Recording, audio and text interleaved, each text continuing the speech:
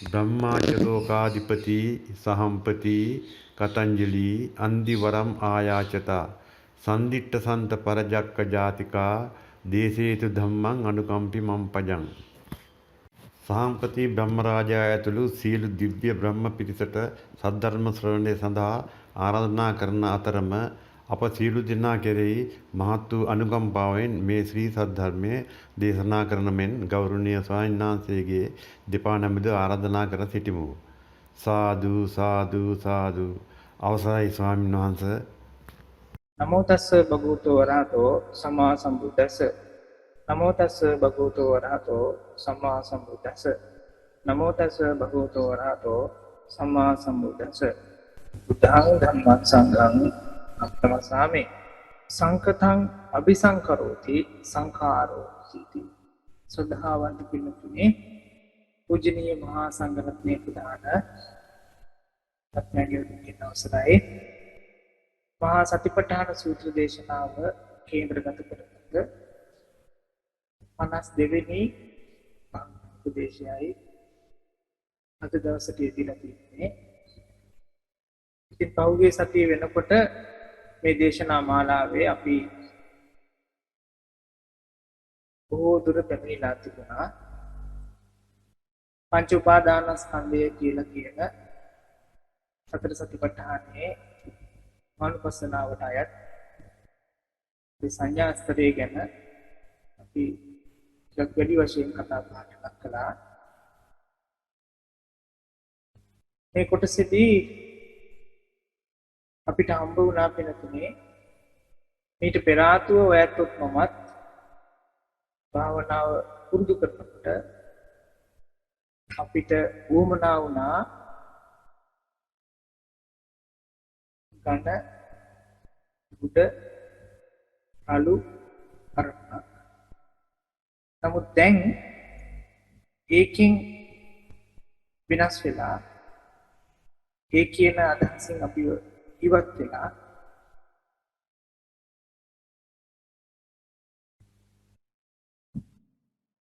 අපිට දැන් හම්බ වෙලා තියෙනවා ඒ සමස්ත හැටියට පේන සම්පූර්ණ කාරණාවන්ව ග්‍රහණය කර ගන්න පුළුවන් අවස්ථාවක්. තථාගතයන් වහන්සේත් ඒකයි අර සංක්ෂේප හැටියට කියනවා නම් අකුලවා දක්වනවා නම් පංච උපාදානස්කන්ධය තමයි මේ දුකට හේතුව කියලා කියනවා.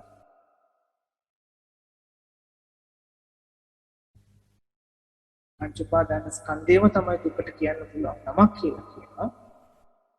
අන්න ඒ කියන අවදිය ඒ කියන කාරණාවල් ටික භාවනාව තුළින් ඔයත් මමත් ස්පර්ශ කරන්ට දැන කියා ගන්න පටන් ගන්න දැන කියා ගන්න අවදියටයි කියන්නේ මේ පංච උපාදානස්කන්ධ කොට සම්පූර්ණ කරන කාලය කියලා.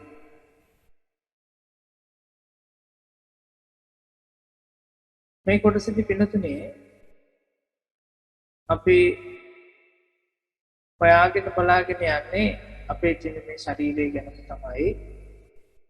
මේ ශරීරයත් එක්ක තියෙන වේදනාවල් එක්ක තමයි.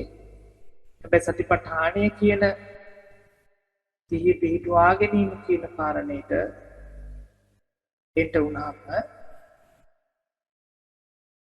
අපිව රැගෙන යනවා. අපිට දිශා ආනතියක් පෙන්වනවා. සිහිය පිහිටවන්නේ කොහොමද කියලා ඔය කියන පංච උපාදානස්කන්ධය ඔස්සේ. ඉතින් මේක ටිකක් ඇත්තටම කියනවා නම් විස්තර කරන්නත් චුට්ටක් අපහසු විදිහේ කාරණාවක්. ඇත්තම කතාව කිව්වොත් එක්ක අපිට ඒ කාලේ භාවනාව කරගෙන යනකොට භාවනාව පුරුදු කරන්න එක්තරා විදිහකට උවමනා වුණා යම් කිසි විදිහක අදහස් මාත්‍රයක් යම් කිසි විදිහක මොකක් හරි සැලසුමක් වගේ දෙයක් වගේ එකක් අපිට උවමනා වෙච්ච බවක් තිබුණා. උදාහරණයක් හැටියට ඒ කාලේ අපිට භාවනා කරන්න නිස්කලංක පරිසරයක් තියෙන්න ඕන බවක් තිබ්බා.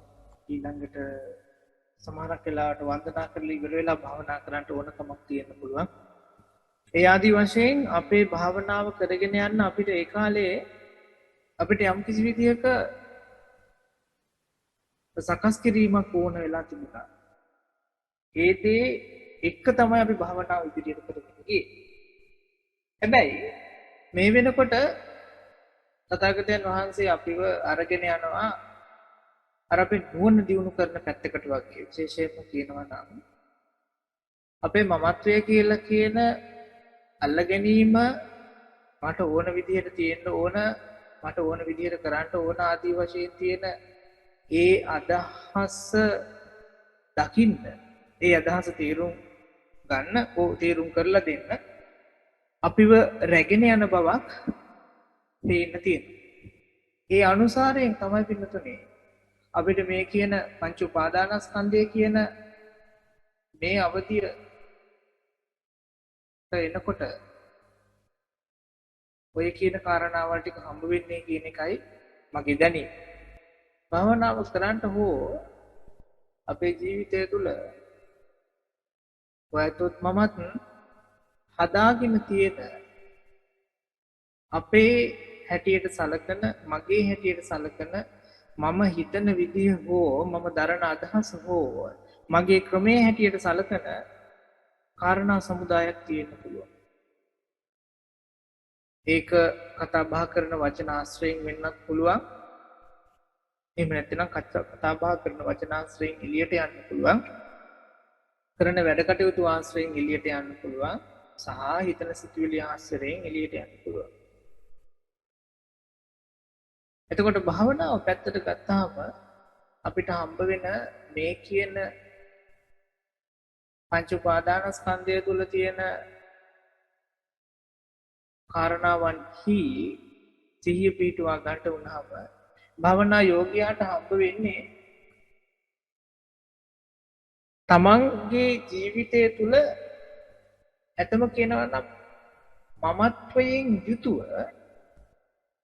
මගේ ක්‍රමයට අනුව නැත්තම් මම හිතන විදිහට කටයුතු කරන්නේ මොන අවස්ථාවේද මොන විදිහටද කියන එක තමයි හම්බ වෙන්න ඕන වෙන්නේ. ඒ ටික තමයි පේන්න ඕන වෙන්නේ කියන එකයි මගේ අදහස. සතිපට්ඨානය වඩන ඇත්තෝ හැටියට. මේක එතකොට මේ කියන පංච උපාදානස්කන්ධය කෙරෙහි කරන මෙනෙහි කිරීමක් නෙවෙයි. තමන් භාවනාව තුළ හුස්ම දකිනවා නම් ඒ දකින්න හුස්ම දිහා තමන් බලන කෝණයක් තියෙනවා. ඒ දකින්න හුස්ම තමන් බලාපොරොත්තු වෙන විදිහක් තියෙන්න පුළුවන්. ඒ දකින්න හුස්ම දැනෙන හුස්ම හෝ දැනෙන ප්‍රමාණය තමන් රුචි වෙන හෝ අරුචි වෙන එක්තරා හිතේ හදාගත්ත දෙයක් තියෙන්න පුළුවන් වෙනතුනේ. මෙන්න මේ විදිහටයි ආනාපානය තියෙන්න ඕන කියලා. මෙන්න මේ විදිහටයි භාවනාව සිද්ධ වෙන්න ඕන කියලා. එන්න ඒ වගේ අවධියකින් තමයි අපි ආරම්භ කරන්නේ අපේ භාවනා ගමන තුල මේ සංස්කාර කියලා කියන හිතේ හදාගෙන තියෙන දේවල් වලට සතිමත් වෙන්නේ කොහොමද කියන්නේ. එතකොට අපේ භාවනාව අද දවසේදී හුස්මේ චුට්ටක් දැනුණා වෙන්න පුළුවන්. සමහරක් විට හුස්ම පොඩ හොඳට දැනුණා වෙන්නත් පුළුවන්. සමහරක් විට නොදැනී ගියා වෙන්නත් පුළුවන්. හැබැයි මම අසමාහිත වෙන්නේ අද දැනෙන හුස්ම දැනගෙන හිටියොත් නෙවෙයි. ඒ හුස්ම කෙටි නම් ඒ කෙටි හුස්ම දැනගෙන හිටියොත් මම අසමාහිත නැහැ. ඒ හුස්ම හරියට දැනෙන්නේ නැතුව ඒ දැනෙන්නේ හරියට දැනෙන්නේ නැති එකත් එක්ක මම සාමයෙන් හිටියනම් මම අද අසමාහිත වෙන්නේ නැහැ භාවනාව තුළ. මට ප්‍රශ්නයක් ඇති වෙන්නේ නැහැ. ඒ වුණාට අද දැනෙන හුස්ම චුට්ටක් නම් දැනෙන්නේ මම මගේ හිතේ හදාගත්ත අදහස තුළ තියෙන්නේ භාවනා කරනකොට හුස්ම සම්පූර්ණයෙන්ම තැම්පත් භාවයකින්ම දැනගත යුතුමයි කියන අදහස නම් අන්න ඒ සංස්කාරය උපාදානය කරගත් හන්දයි අද දවසේ අපිට භාවනාවට හරියට අවතීර්ණ වෙන්න බැහැ. අද දවසේ භාවනාව හරියට නිම කරන්න බැහැ. මේක මේ සරලම උදාහරණයක් වෙන්න ගත්තේ අපිට හැමදාම වගේ මූණ පාන්න සිද්ධ වෙන දේවල් ආශ්‍රයෙන්. මේක හරිම සරලයි. එතකොට ඒ වගේ කාරණාවන් එක්ක තමයි අපි ඉගෙන ගන්න පටන් ගන්නේ අපේ චිත්තසංතානවල මේ කියන සකස් කිරීම අපි හදාගෙන ඉන්නේ නැත්නම් ඒ සකස් කිරීම අපි අල්ලගෙන ඉන්නේ කොහොමද කියලා. ওই සකස් කිරීම කියන දෙයට අපිට කියලා දෙන වචනය තමයි සංකතං අபிසංකරෝති සංඛාරා. සකස් කරලා තියෙන දෙයක් සකස් කරලා තියෙන දෙයක් හැටියට පෙන්වනවා. මේ අපිමයි මේක සකස් කරගෙන තියෙන්නේ. අපිමයි සකස් කරගත්තේ ආස්වාසය සහ ප්‍රාස්වාසය හොඳටම දැනෙන්න ඕන. භාවනාව තුළ අපි භාවනා කරනකොට අපේ ශරීරයේ කොහෙවත් පද වේදනා නැති වෙන්න ඕන. කකුල හිරි වැටෙන්න බෑ. කොන්දරි දෙන්න බෑ. අහල පහල ශබ්ද ඇහෙන්න බෑ. ආදී වශයෙන් ඔයත් මමත් අපි අපිට රුචි කරන ආකාරයෙන් අපි අපේ හිත ඇතුලේ හදාගෙන තියෙන සැකස්මක් සලස්මක් තියෙනවා. අන්න එයාටයි මම කියලා කියන්නේ. අපි හිතනවා මම කිව්වහම මේ අර ඉස්මුතුනේ ඉඳලා පාදාන්තය දක්වා කළු නම් කළු සුදු නම් සුදු උස නම් උස මහත නම් මහත මිටි නම් මිටි ආදී වශයෙන් තියෙන මේ ඇඟ කියලා මම කියන්නේ නෑ ඒක නෙමෙයි. ඕක පොළොවට පස්සෙලා නෑ. මෙතන මම වෙන්නේ අපි ඒ එක කාරණාවක් කෙරෙහි එක අවස්ථාවක් කෙරෙහි එක දේවල් කෙරෙහි අරගෙන තියෙන ඒ විදිහයි. අපේ හිතේ හදාගෙන තියෙන සැලසුම ඒ හීනය අපි හැමදාම පින්නතුනේ ඔය කියන සංස්කාරයන්ගේ ග්‍රහණයට හසු වෙලා ඉන්න තාක් අපි හදාගෙන තියෙන අපේ මනෝමූලික අවශ්‍යතාවයන්ගේ ග්‍රහණයට හසු වෙලා ඉන්න තාක් කල්ම අපි හැමදාම දුවනවා. අපි හැමදාම දුවනවා. කොහෙද දුවන්නේ? අපි යන්නේ අපි ඒ හිතේ හදාගත්ත අර හීන පසුපස යන. අපි හිතේ හදාගත්තේ සංස්කාරය කියලා කියන ඒ දේ හොයාගෙන යනවා. එක්තරා දවසකදී ආශ්වාසය සහ ප්‍රාශ්වාසය හෝ ආශ්වාසය හරි මොකක් හරි කමක් නැහැ. භාවනා කරනකොට හොඳට දැනුණා නම් අපි හිතේ හදාගත්තා නම් මෙන්න මේක තමයි භාවනාව තුළ තියෙන්න ඕන විදිහ කියලා. අපි හිතේ දෙයක් හදාගත්තොත් සිතිවිල්ලක් හදාගත්තොත් ඊළඟට අපි භාවනාව දිගටම ඔය කියන සිතිවිල්ලම අරගෙන යන්න පුළුවන්. භාවනාවේ දිගටම අපි ඒ කියන අදහසම රැගෙන යන්න පුළුවන්. ඒ අදහස රැගෙන යන තාක් කල්ම පින්නතුනේ අපි පස්සෙන් හඹාගෙන යන්නේ අපේ හිතේ හදාගත්ත අර සැලැස්ම. අර හීන මන්දිරය. ඒක සත්‍යක් නෙවෙයි.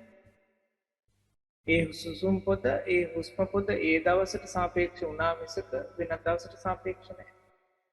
ඕක හුස්මකට විතරක් නෙවෙයි අනුව යන්නේ. අනිත් ඕනෑම කාරණයකට පවා මේක මේ විදිහටමයි ක්‍රියාත්මක වෙන්නේ. අනිත් ඕනෑම කාරණයකට පවා. ඔයතොත් මමත් අපේ ජීවිතය තුළ හදාගත්ත සංස්කාරයක් තියෙනවා. හදාගත්ත ක්‍රමයක් තියෙනවා. මම කතා කරන්නේ මෙහෙමයි, මම බලන්නේ මෙහෙමයි, මම හිතන්නේ මෙහෙමයි, මම අහන්නේ මෙහෙමයි, මම ඇවිදින්නේ මෙහෙමයි, මම අඳින්නේ මෙහෙමයි, මම වැඩ කරන්නේ මෙහෙමයි, මම හිතන්නේ මෙහෙමයි. ආදි වශයෙන්. ඒ මෙහෙමයි කියලා ඔය හිතාගෙන ඉන්න ටිකෙන් තමයි ඒ විදිහින් තමයි මම යාව හදලා තියෙන්නේ. මම ඉන්නේ ආගේ ටිකේ තමයි. ඒ මමව තමයි අපි මේ දක්කගෙන යන්නේ. ඒ මමව තමයි මේ පෝෂණය කරන්නේ. ඒ මමට තමයි මේ කන්ට දෙන්නේ. ඔය කෑම හැටියට කන්ට දෙන්නේව නෙවෙයි. ඇහැට රූප, කනට ශබ්ද, නාසයට ගඳ සුවඳ, දිවට රස, කයට ස්පර්ශ. ඌව තමයි මෙයාට කන්ට දෙන්න ඕනේ. ඒව තමයි මේ හොයාගෙන යන්නේ. එතකොට අපි හදාගෙන තියෙන සංස්කාරයන්ගේ ග්‍රහණයටයි අපි හසු වෙලා මේ සංසාරික දුක හදාගෙන තියෙන්නේ කියලා බුදුරජාණන් වහන්සේ දේශනා කරන එක ඇත්තට කොයිතරම්නම් සත්‍යද? කොයිතරම්නම් සර්ව සාධාරණීක ඇත්ත කතාවක් නේද? වහන්සේ දේශනා කරනවා සංකිට්ඨේන පංචපාදානස්කන්ධා දුක්ඛ කියලා. මේ පංචස්කන්ධය කියන දේ උපාදාන කරගන්න එකේ ප්‍රශ්නේ තියෙනවා. පංචස්කන්ධය නෙවෙයි. රූපේහි ප්‍රශ්නයක් නැහැ. වින්දනයේහි ප්‍රශ්නයක් නැහැ. හඳුනා ගැනීමේහි ප්‍රශ්නයක් නැහැ. සංස්කාරයේහි ප්‍රශ්නයක් නැහැ. විඥානයේහි ප්‍රශ්නයක් නැහැ. නමුත් ඔය ඇතොත් මමත් ඔය කියන රූප වේදනා සංඥා සංකාර විඥාන කියන පහ අල්ලගෙන ඉන්නවා නම් උපාදාන කරගෙන ඉන්නවා නම් මේක මගේ ක්‍රමයට මෙන්න මෙහෙමයි තියෙන්න ඕන කියලා. මේක මට ඕන විදිහට මෙන්න මෙහෙමයි පවතින්න ඕන කියලා අනිවාර්යයෙන්ම තියෙනවා. ඒ තියෙන දේ හින්දායි ඔය ඇත්තොත් මමත් අද වෙද්දි මේ සංසාරේ දුක් විඳින්නේ. මෙච්චර කාලයක් අපි දුක් විඳින හේතු එක. එතකොට භාවනාව තුලදී තමයි සතිපට්ඨානය තුලින් තමයි අපිට හම්බ වෙන්න පටන් ගන්න. භාවනාව හැටියට මම හිතේ හදාගෙන තියෙන සැලැස්ම මෙන්න මේකයි. ආශ්වාසය දකින්නවා කියන එක හැටියට මම හිතේ හදාගෙන තියෙන අදහස මෙන්න මේකයි. ශරීරය දකින්නවා කියන එක හැටියට මම හිතේ හදාගෙන තියෙන අදහස කියන්නේ මෙන්න මේකයි කියන්නේ. ඒ අනුසාරයෙන් තමයි පින්නතුනේ ඔයත්තන්වත් මාවත් නැත්තම් අපිව වෙලාගෙන තියෙන මේ සංස්කාරයන් ටික සංස්කාරයන් ගොන්න අපි හඳුනා ගන්න පටන් ගන්නවා. ඒ ටික අපි එළියට ඇදලා ගන්න යන්නේ. ඒ සංස්කාරයන්ගේ යථාර්ථය පේන්න පටන් ගන්න අපිට. එතකොට භාවනාව තුළ ඔයත්ොත් මමත් බොහෝ වෙලාවට කමඨාන් වාර්තාවල කියන වචනය තමයි එච්චර මේකේ සන්තෝෂදායී දේවල් හම්බ නොවෙනවා කියන එක. ඇත්තටම කියනවනම් මේ කතාව කියනවා.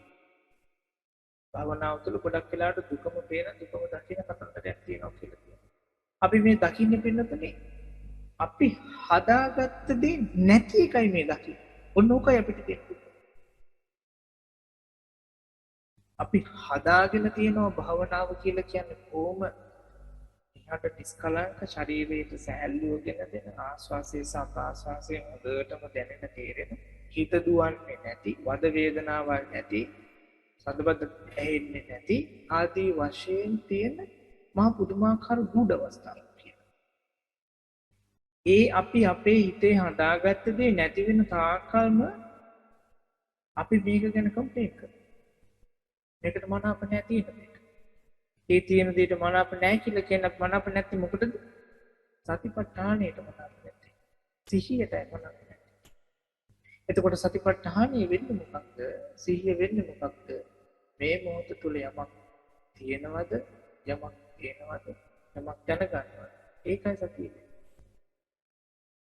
ඒ තැනට එන්න බැරි වෙන විදිහේ මග අහුරන කාරණාවල් තමයි මේ කියන සංස්කාරයන්ගේ ග්‍රහණය. අපි අපේ හිතේ හදාගෙන තියෙන අපේ සැලසුම් ටික. සමහර ඇත්තොත් එක්ක අපි කතා කරනවා, සමහර ඇත්තොත් එක්ක අපි කතා කරන්නේ නැහැ. සමහර අයව දැකපු ගමන්ම ඒ අයට කතා කරන එක්තරා ස්වභාවයක් අපේ හිතට එනවා. අපි ඒ අනුව කතා බහ කරනවා. සමහර ඇත්තම මුණ ගැහුණාම අපි ඒ ඇත්තොත් එක්ක ඒ කතා කරන ඒ ස්වභාවයත් එක්ක කතා කරනවා.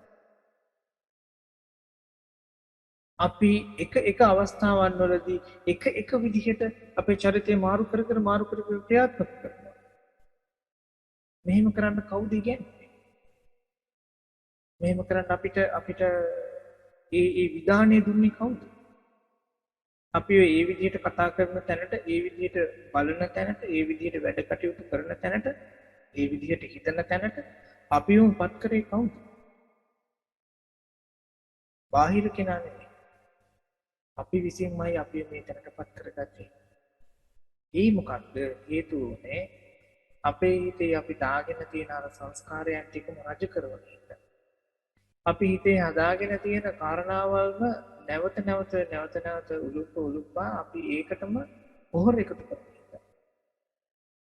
ඒකම වැඩි දියුණු වෙන විදිහට කතා බහ කරලා වැඩ කටයුතු කරලා හිතලා ඒ දේම වැඩි දියුණු වෙන විදිහට අපි අපේ හිතේ ඉඩක් දීලා තියෙනවා. සංස්කාරයන් ටික අපි උපාදානය කරගෙන ඉන්න හින්දායි සංස්කාර අපිව පාලනය කරන්න පටන් ගන්නවා. උදාහරණයක් හැටියට මාරේ යනකොට කවුරු හරි කෙනෙක් බැන්න කියන්නේ අපිට බොහොම පළුස වචනෙන් බඩනවා අය. ලංකාවේ සිද්ධ වෙන සුලභ දෙයක්. එහෙම වුණාම මේක අපිට හරි කරදරයක්. හරිම ප්‍රශ්නයක්.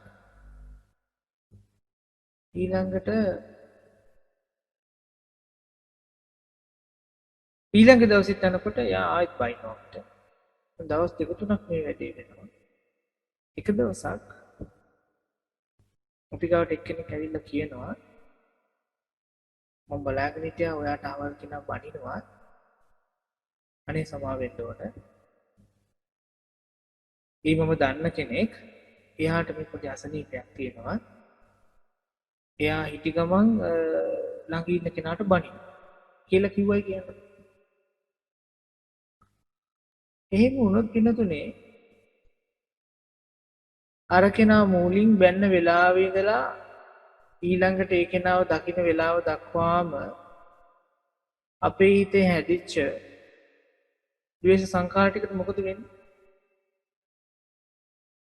ඒ ටිකට තැනක් නැති වෙලා යනවා. එතකොට ඒ කෙනා ගාව නෙවෙයි අපේ තියෙන මනාපේ හෝ අමනාපේ ඇතිවෙනවා. අමනාපයක් තිබ්බේ. ඒ අමනාපේ කියන එක රජෙව්වේ ඒ කෙනා ගාව හෝ ඒ කෙනා හින්දා නෙවෙයි. අපි අපේ හිතේ අර දාගත්ත දේ හින්දා. ඒ කෙනා තමයි ඒකට ප්‍රබවේ වුනේ. ඒ වුණාට අපි අපේ හිතට දාගත්ත අර අදහස් ටික හින්දායි මේක වැඩි දියුනේ. ඔය ඒක ක්‍රියාත්මක වුණේ. ඒක තිබුණේ අපේ ජීවිතේ තුළ. නමුත් අපිට පුළුවන්කමක් තිබුණා නම් ඒ කෙනා බනිනකොට මේ බනින්නේ නිකරුණේ කියලා හිතලා සමහරක් විට මෙයා මාව හරියට තීරුම් ගත්ත නැති හින්දා මේ බනිනවා කියලා හිතන්න පුළුවන් වුණා කියන්නේ.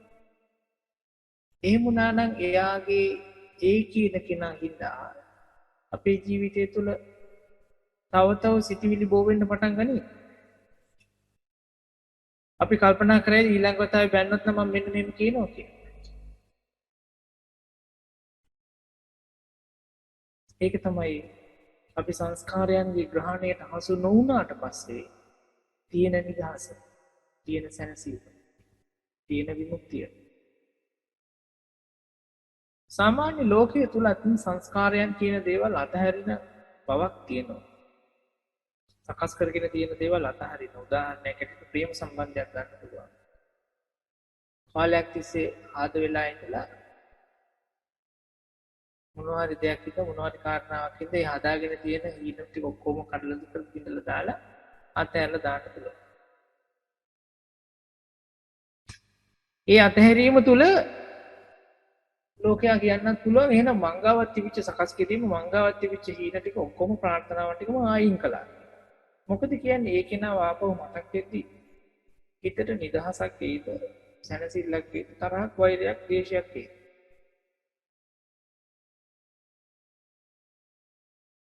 තථාගතයන් වහන්සේ දේශනා කරන දුකේ නිදහස් වීම පිණිතුනේ ආපහු දුක මතක් වෙනකොට තරහක් ද්වේෂයක් ඇති වෙන එකක් නෙවෙයි. පරිලාහයක් තියෙන දෙයක්. අපිට මේ උගන්වන ක්‍රමේ හම්බ වෙන ප්‍රතිලාභය තුල තියෙන්නේ විවේකයක් ඇති වෙන බවකුයි. විරාගයක් ඇති වෙන බවකුයි. නිරෝධයක් ඇති වෙන බවකුයි. අතහැරීමක් ප්‍රකට වෙන බව.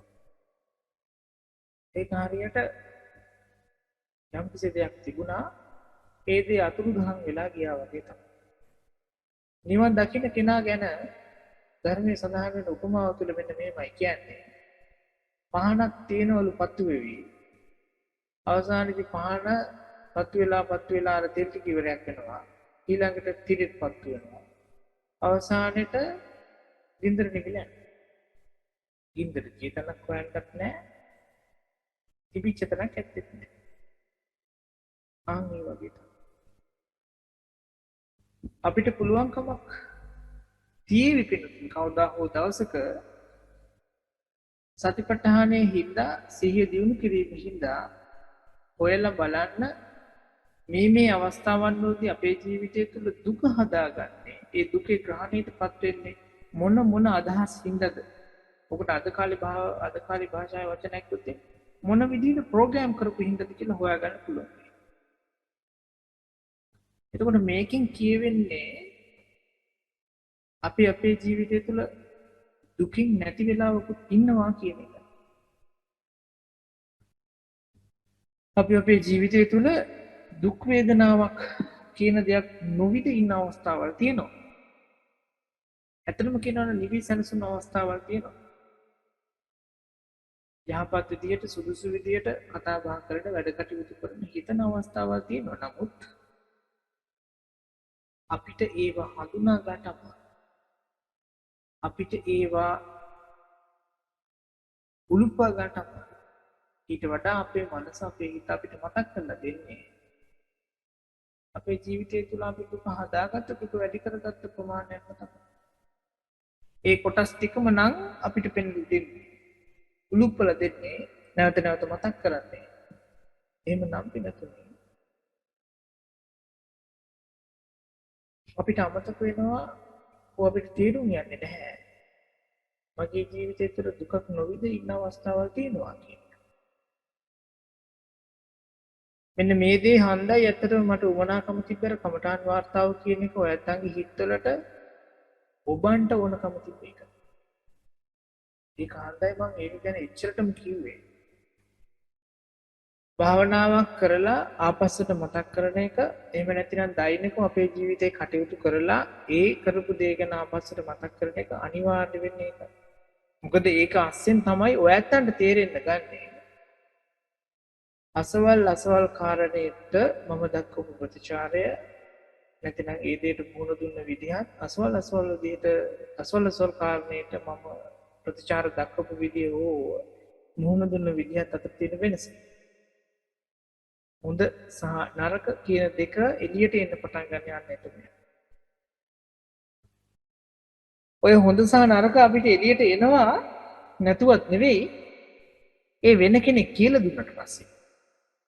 එතකොට මං හිතන්නේ ගොඩක් දුර ගිහිල්ලා. ඒක අපිට තරන්ට පුළුවන් ප්‍රමාණයට එහා යන්න පුළුවන් වෙන කෙනෙක්ට පිනිලා වෙන කෙනෙක්ගේ ගාවින් එන එකත්. හැදෙන්න පුළුවන් නැතුවමත් නෙවෙයි. නමුත් ඒ හැදෙන්න වෙන්නේ ඒ බාහිර කෙනා අපිට කියන දේ ඉවසන්ට අහගෙන ඉන්න තරම් අපි ගාව නිහතමානීත්වයක් තිබ්බොත් විතරයි.